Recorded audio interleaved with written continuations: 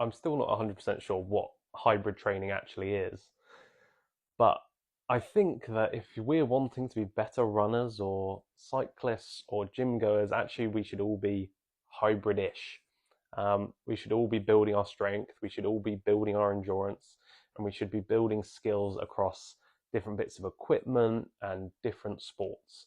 If we're running, we should probably also be thinking about cycling and cross training and using rowing machines. If we're in the gym doing tons of squats and tons of deadlifts, we should probably be all thinking about looking after our heart health a bit more.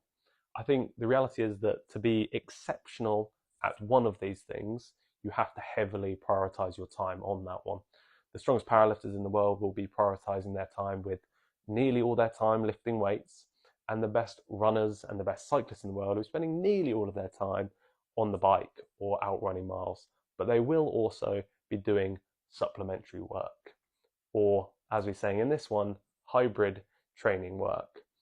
So if we're runners, and I'll talk to runners because this is mainly who's on this page, is we should all be hybrid-ish.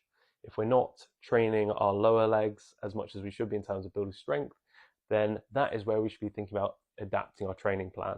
If we are spending lots of the time in the gym building big upper bodies, guilty as charged, we should probably stop spending so much time doing that and focus a bit more on mobility and elasticity and power work opposed to muscle size work.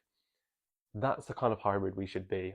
We should all be trying to develop a PE body. When we were at school, we were climbing frames, we were running in the summer, we were playing football and rugby in the winter, building a hybrid body of strength and power and speed.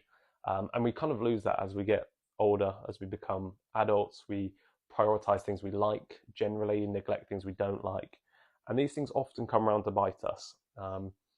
People who are extremely good endurance wise might not be so good strength wise, and maybe they'll pay for that. And vice versa, you might be extremely strong, but cardiovascularly, you might not be so good. So hybrid training is a really good thing for us all to be doing. I think we just got to stop looking at it as such a crazy elite thing. I think hybrid training is now like I train for 5 hours a day every day, and I do powerlifting and I do strongman and I do marathons, and that's what hybrid training is. But actually, I think a hybrid training methodology, as I spit on myself, is just about being a well-rounded person.